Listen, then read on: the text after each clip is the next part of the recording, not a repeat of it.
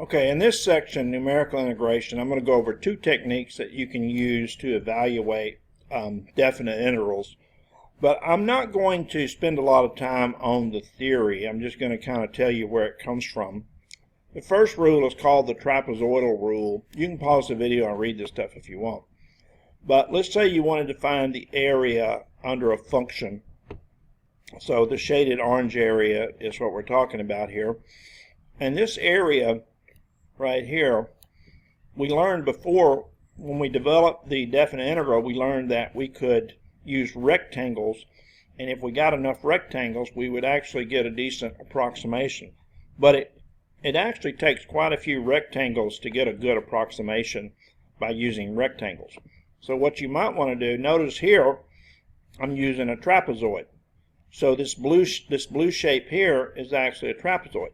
Notice though here the error that I'm losing right in here is much smaller than the area that I lose over here by using rectangles. Well, so that's just about all I'm going to give you on that. Let me just go ahead and tell you the rule. The trapezoid rule says let f be continuous on an interval, and then if we want to evaluate a definite integral from a to b of some function, we just do b minus a over 2n, and then we sum a bunch of terms. And we evaluate the left endpoint, f of x naught, which would actually be f of a. And then at the very end, we evaluate the right endpoint, which is actually f of b. F of x n is just f of b. And then the intervals in between, and I'll show you how to find those in a minute, but the intervals in between, we actually evaluate the function at those values, but we double them. Okay? So I thought I'd test this out on one that we know how to integrate. These formulas are generally used on functions that can't be integrated or are very difficult to integrate. So you know how to integrate this function, and I gave you the work here, and I got 6 2/3. So we'll be able to check our answer. Now, we need to decide how many trapezoids we're going to use, how many subintervals, 2 or 4 or 6 or 8 or whatever. All right, well, I'm going to use 2 for this step. And remember, a is 1 and b is 2. Now, so n is 2, there's the function, there's a and b. Delta x would be b minus a over n, so that would be 1/2. Okay, so that means the width of each trapezoid is 1/2 unit long. So I've got a trapezoid from 1 to 1.5 and from 1.5 to 2. So go back to the formula, b minus a over 2n. So what's b minus a over 2n? It's 1 over 2 times 2, which is 1/4.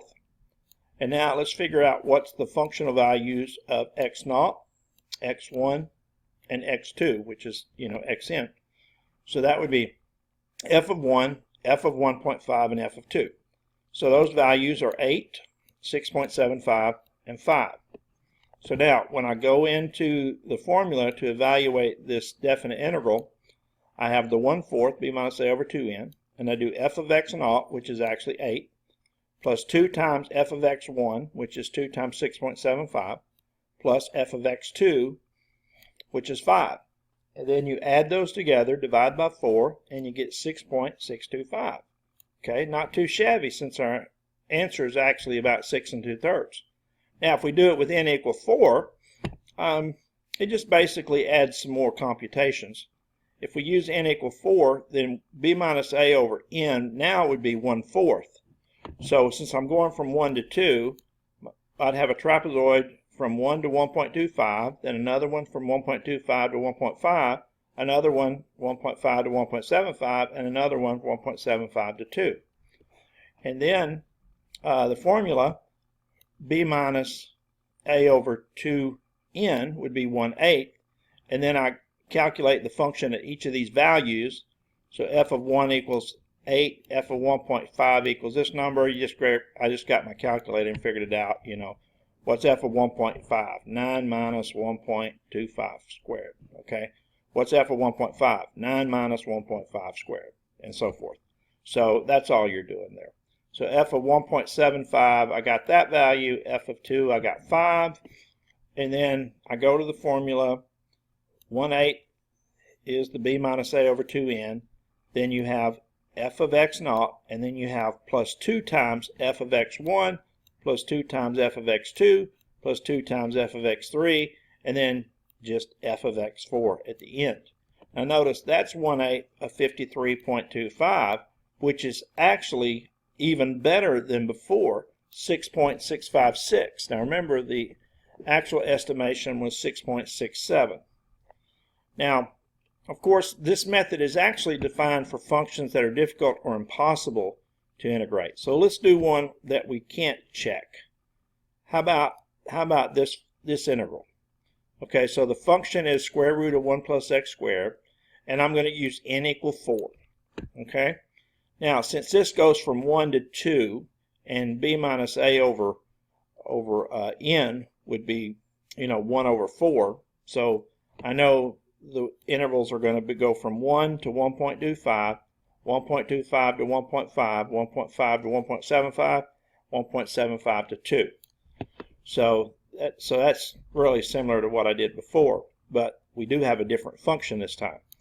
Okay, now if I do b minus a over 2n, I get 1/8, and then I have to evaluate f of 1, so that's square root of 2. F of 1.25, grab your calculator and you'll plug it in here and you'll get square root of 2.5625. F of 1.5 is square root of 3.25. F of 1.75 is 4.0625, and f of 2 is square root of 5. And again, you're just plugging those numbers back into this function. Then your rule says 1/8 times f of x naught, so that would be f of 1, plus 2 times f of 1.25, plus 2 times f of 1.5, plus 2 times f of 1.75, and then plus f of 2. And then when I grabbed my calculator and added all that up, divided by 8, I got 1.811. And if you want more accuracy, then you can, double the number of intervals if you want to. Do n equal 8 or n equal 16 if you've got the time to do all those calculations. There's another rule called Simpson's rule, and basically this rule, you can take a rectangle up to this point, and then what it uses is quadratic functions. I tried to draw it here, but I didn't do a good job. Well, these quadratic functions, you just get little pieces of quadratic functions or little pieces of parabolas, and when you do that, it actually makes things much better because you don't lose as much in your error.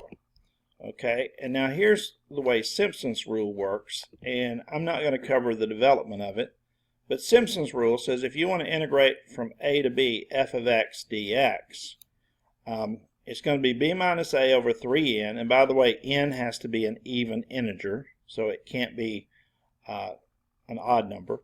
So b minus a over 3n, and then you have f of x naught, 4f of x1 plus 2f of x2 plus 4f of x3, and so on. And so notice the coefficients go like 1, 4, 2, 4, 2, 4, etc. And then they end up with 4, 1 for the last term. So it turns out that if you let n get large, this sum actually sums to the actual integral. So let's go back to let's do Simpson's rule with the function I used earlier, 9 minus x squared, and let's do it with n equal 4. Now remember, if n is 4, delta x would be 1/4, and then b minus a over 3n, if we calculate b minus a over 3n, that would be 1 over 3 times 4, so that would be 1/12. And remember, we're going to use these values if n is 4. So if n is 4, those are going to be my subintervals. And so if you evaluate this function again, and we did this already, so I don't think there's really any reason to go back over this. We evaluate the function at each of these values. But the only difference is the formula is different. So here, instead of, forgot what we had a while ago, maybe 1/8, we had 1/12. And on the inside, we still have f of 1 here and f of 2 here. But notice the middle three numbers. Notice the coefficients of the middle three values. We do 4, 2, 4. So it goes 1, 4, 2, 4, 1, as far as the coefficients of each of these. So now, if you grab a calculator and simplify what's in the brackets, you're going to get 80. And then you're going to multiply by 1/12. And 80 divided by 12 is exactly 6 2/3. Wow. Well, you see, Simpson's rule gets there quicker than the trapezoidal rule because it doesn't lose as much. All right, let's do the 0 to pi sine x. And let's see. Now, you can do this without Simpson's rule, but let's go ahead and do it with Simpson's rule. And I'm going to use n equal 4. So if n is 4, then delta x would be pi over 4, right? So I'd go 0 to pi over 4, then go another pi over 4 to get pi over 2, then go another pi over 4 to get 3 pi over 4, and then go another pi over 4 units to get to pi. Well, now evaluate the function at each of those. Well, sine of 0 is 0. Sine of pi over 4 is square root of 2 over 2. Sine of pi over 2 is 1. Sine of 3 pi over 4 is square root of 2 over 2. And sine of pi is 0. Well, and then to get this, remember you do b minus a over 3n. So pi minus 0 over 3 times 4 is 12. Pi over 12. So now, here's f of 0. And then you do 4 times f of pi over 4. 2 times f of pi over 2. 4 times f of 3 pi over 4. And then you do f of pi, which is 0. And then when I added these together, and then divided and multiplied it by pi over 12, I actually got 2.005. Now you can try that with 6 and see what you get as well. If you actually do evaluate the integral, because like I said, you can evaluate this integral, you'll actually see that the answer is 2. So this answer is very, very close to the right answer. As a practice problem, you can try to evaluate this integral, sine of x squared dx, where the argument's x squared from 0 to pi. The answer is approximately 0.7727. Now, this integral cannot be evaluated by other means, so you would have to use numerical integration on this. But I'm giving you the approximation of the answer there so you can check your work. So go ahead and try it with n equal 4, just like I did here. The only difference is you'll use your calculator more, because instead of looking for the sine of pi over 4, you're going to look for the sine of pi over 4 quantity squared. So you'll have to use your calculator to find out those values. Okay, pause the video here and just read Simpson's rule for quadratic equations. You'll just see that there's a simplified form, and I gave you an example there where I used the form to get the answer on the problem that we did earlier. So that's not something you need to worry too much about, because it's basically Simpson's rule for quadratic equations. Pause the video here and just read this rule on calculating the error terms for the trapezoid and Simpson's rule, and at least using these you can actually find the errors, the amount of error that you might have, the maximum error that you might experience, and so you'll have an idea how close your answer is. And then go ahead and pause the video again here and notice that I calculated the error term for the calculation I did with the trapezoid rule and for the one I did with the Simpson's rule for the function sine x. And you might notice that here I found my error was within 0.0026 units for the trapezoid rule example, and I found my error was within 0.0004 units for the Simpson's rule problem. And that's pretty much all I wanted to say on this. And so this is just again, this is the end of the lecture on the trapezoidal rule and Simpson's rule. And again, you need these numerical integration techniques when you have functions that cannot be integrated by other techniques or by other methods.